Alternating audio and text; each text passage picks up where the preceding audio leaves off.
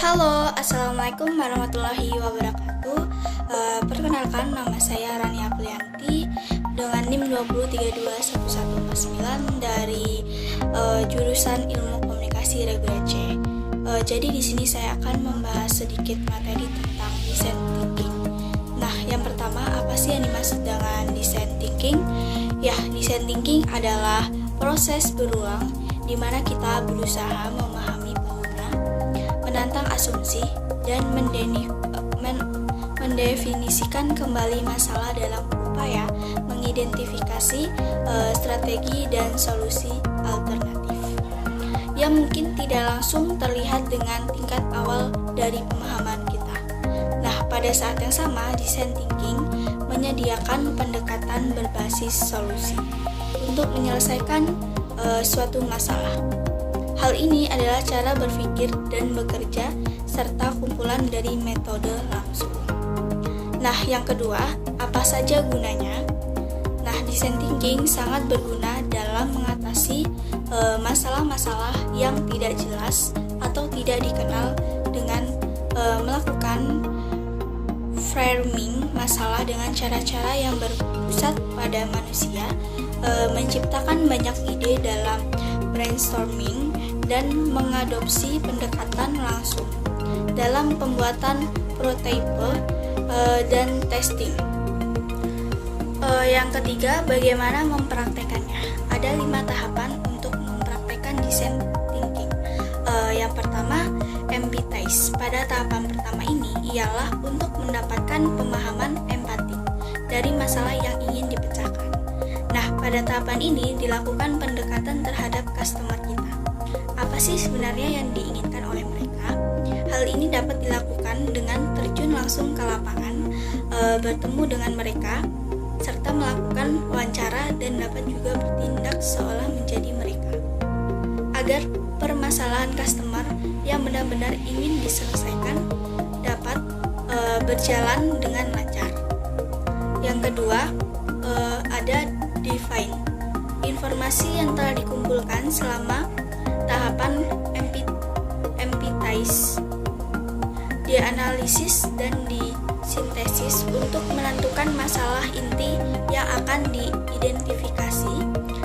Tahapan define ini akan sangat membantu untuk menyelesaikan masalah dari customer karena telah dilakukan sebuah penetapan masalah. Yang ketiga, ident.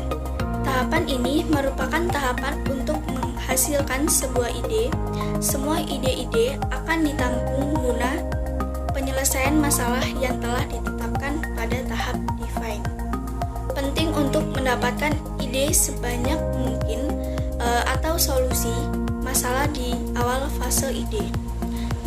Yang keempat, prototype. Pada tahapan ini akan dihasilkan sejumlah versi produk yang murah dan diperkecil atau fitur khusus yang ditemukan dalam produk sehingga dapat menyelidiki solusi masalah yang dihasilkan pada tahap sebelumnya. Prototype ini dapat diuji dalam tim sendiri atau ke beberapa orang lain.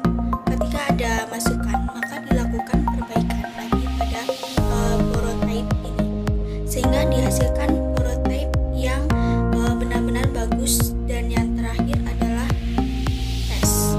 Dilakukannya pengujian dan evaluasi terhadap produk kepada masyarakat, dan hasilnya akan dilakukan perubahan dan penyempurnaan untuk menyingkirkan solusi masalah dan mendapatkan pemahaman yang mendalam tentang produk dan penggunanya.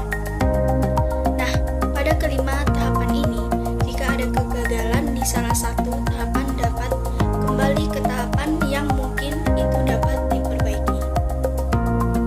Selanjutnya, berikan contoh penyelesaian problem dengan design thinking. Nah, contoh design thinking yaitu contohnya Bank of America studi kasus dari Innovation menjelaskan bagaimana Bank of America bermitra dengan IDEO pada tahun 2004 untuk memahami cara membuat lebih banyak orang membuka rekening bank.